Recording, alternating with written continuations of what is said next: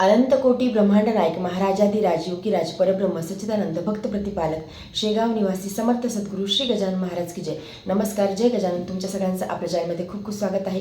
25 जुलैला आहे आषाढी एकादशी आणि आषाढी एकादशीला देवशयनी एकादशी देखील म्हणतात, कारण की या दिवसापासून भगवान श्रीहरी विष्णू हे योग निद्रेमध्ये जातात आणि हा जो संपूर्ण काळ आहे याला चातुर्मास असं म्हटलं जाते. हा चातुर्मास जो संपूर्ण काळ आहे म्हणजे 4 महिन्याचा जो काळ आहे हा अत्यंत पवित्र आहे आणि या काळामध्ये आपलं जी आध्यात्मिक उन्नती आहे, प्रगती आहे ती आवर्जून करून घ्यावी.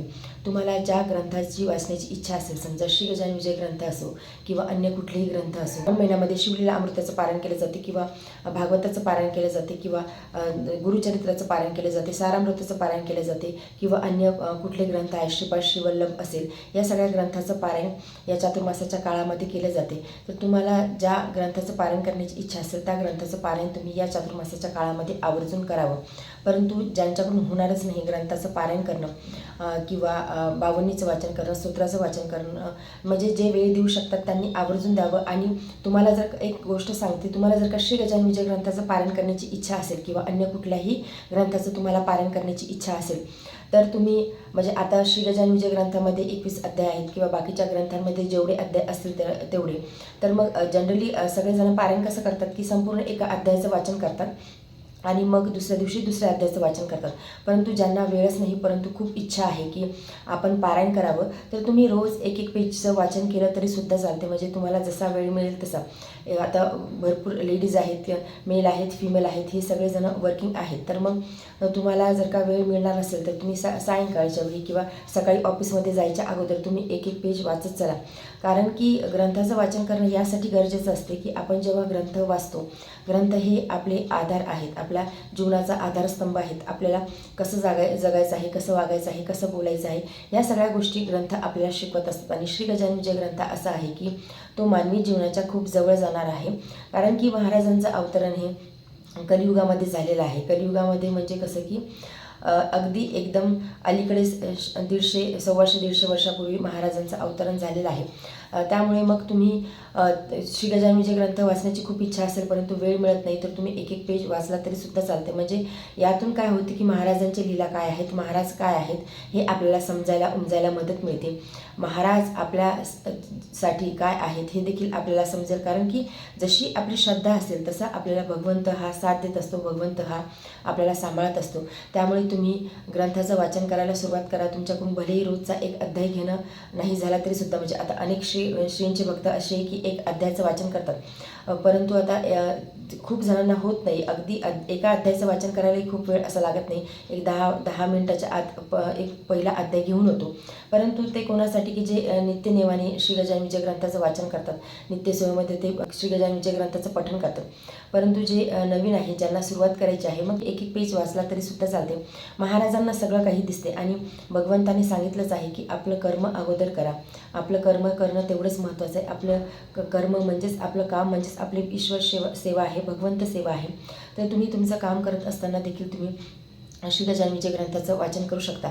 किंवा आता यापुढची मी तुम्हाला एक सुंदर छान सेवा सांगते. तसं तर मी दरवेळी हे सांगतच असते की तुम्हाला जर का वेळ मिळत नसेल, खूपच आता घाई आहे, वेळ मिळणारच नाही, तर तुम्ही ऑफिसला जाताना, समजा तुम्ही कार ड्रायव्हिंग करत आहात तेव्हा किंवा तुम्ही गाडीवर आहात तेव्हा तुम्ही बावन्नी ऐकू शकता, स्तोत्र ऐकू शकता किंवा तुम्ही श्री गजानन विजय ग्रंथाचा एक अध्यायसुद्धा वाचू शकता.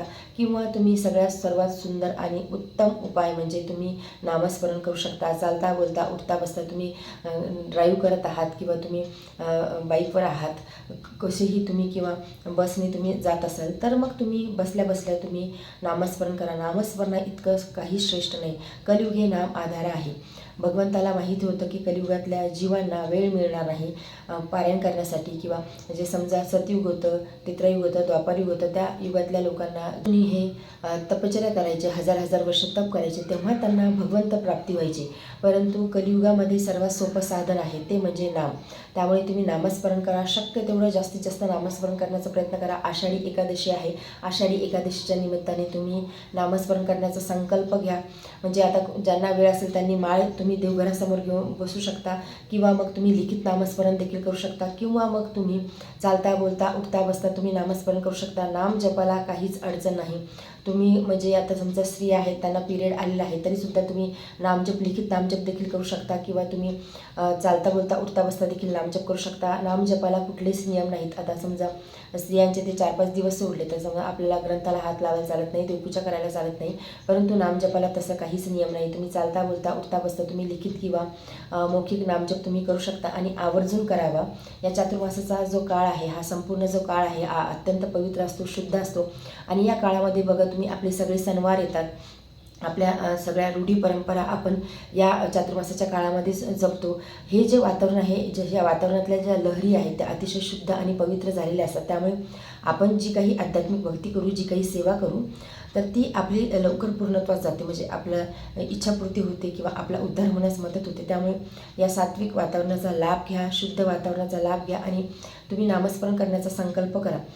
कलियुग हे नाम आधार आहे. कलियुगातल्या जीवांनी नामस्मरण जरी केलं तरीसुद्धा आपल्याला इझिली भगवंत प्राप्ती होऊ शकते. हे भौतिक सुख तर आपल्याला मिळणारच आहे. आपल्या जीवनातल्या ज्या काही अडचणी आहेत, जे काही दुःख आहे, जे काही संकट आहेत, ते तर दूर होणारच आहे. प्रारब्धाची भूक कमी होणारच आहेत, परंतु भगवंत प्राप्ती देखील आपल्याला होणार आहे. आपल्या जीवनाचं कल्याण होणार आहे. त्यामुळे नामजपाला सर्वश्रेष्ठत्व ठेवून नामजप अत्यंत साधा सोपा आहे. म्हणजे प्रत्येक गोष्टीवरती, ह्या ज्या काही भौतिक गोष्टी आहेत किंवा आपले जे काही शारीरिक आहेत किंवा आपली जी इच्छापूर्ती आहे, त्यावरती सगळ्यात सोपा आणि साधा आणि उत्तम मार्ग आहे तो म्हणजे नामस्मरण. त्यामुळे नामस्मरण करण्याची कास धरा.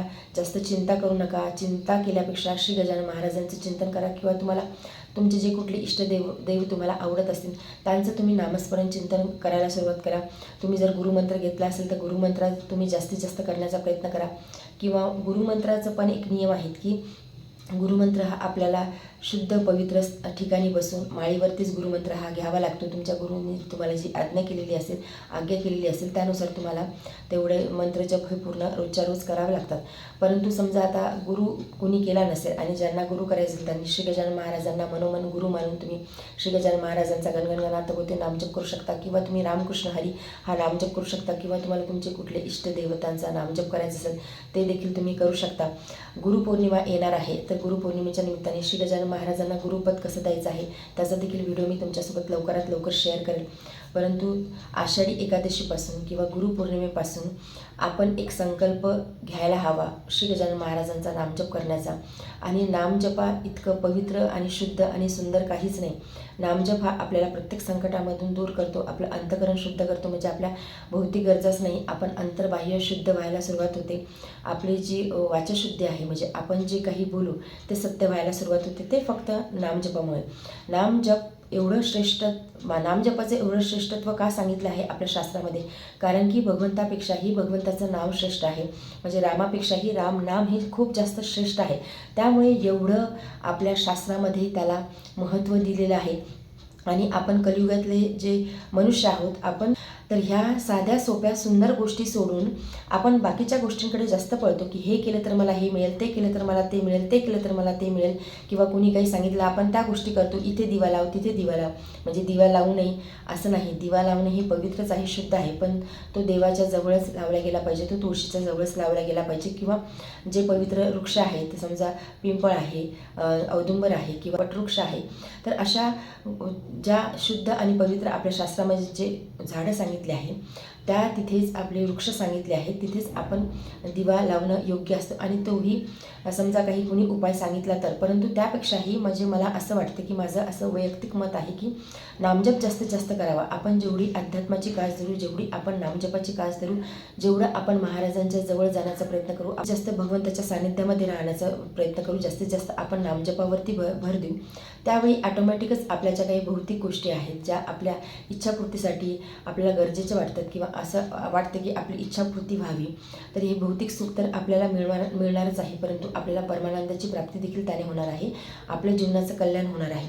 म्हणजे आपण जिवंतपणीचं सगळं बघतो की आपण जिवंत आहोत तर मला हेही हवं तेही हवं. परंतु म्हणजे एक गोष्ट इथे महत्त्वाची मला सांगावीशी वाटते की आपण कसं जगतो आहोत किंवा आपण कसं जगलो त्यापेक्षाही आपल्याला मरण कसं आलं किंवा आपला मृत्यू कसा झाला हेही तेवढंच महत्त्वाचं आहे.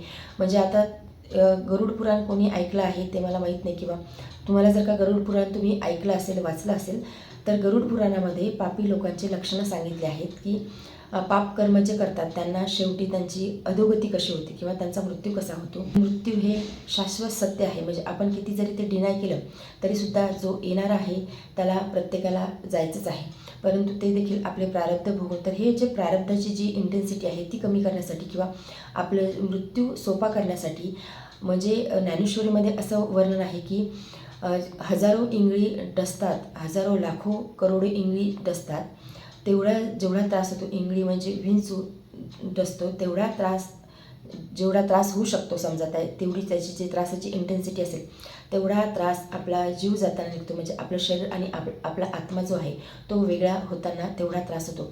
तर हे सगळे त्रास आपल्याला भोगायचे नसतील, आपल्याला इझिली त्या सगळ्या गोष्टी व्हाव्या अशा वाटत असतील आणि भगवंताची जर का आपण भक्ती केली, आपण नामस्मरण केलं, सेवा केली, तर हे जे त्रास आहे हे ॲटोमॅटिकली कमी होतात. म्हणजे असे असंख्य उदाहरणं आहेत की ज्यांनी भगवंत भक्ती केली त्यांना माहीत होतं की मी आज जाणार किंवा मी उद्या जाणार किंवा मी या दिवशी जाणार.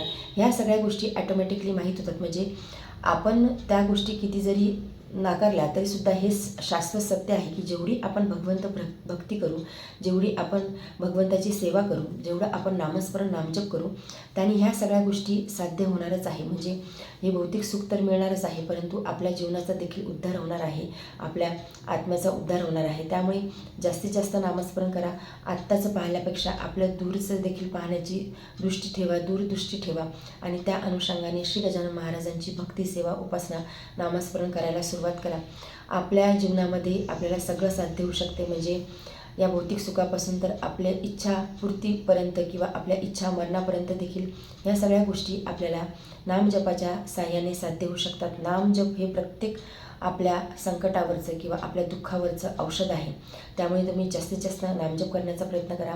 श्री गजाननच्या ग्रंथाचं पारायण ज्यांच्याकडून होत असेल त्यांनी आवर्जून करावं किंवा ज्यांच्याकडून होत नसेल परंतु करण्याची इच्छा आहे त्यांनी रोज एक पेजचं वाचन करण्याचा तरी नक्कीच प्रयत्न करावा. महाराज आमच्या सगळ्यांचं नक्कीच कल्याण करतील. महाराजांची कृपा आमच्या सगळ्यांवरती राहो हीच गजानन चरणी प्रार्थना.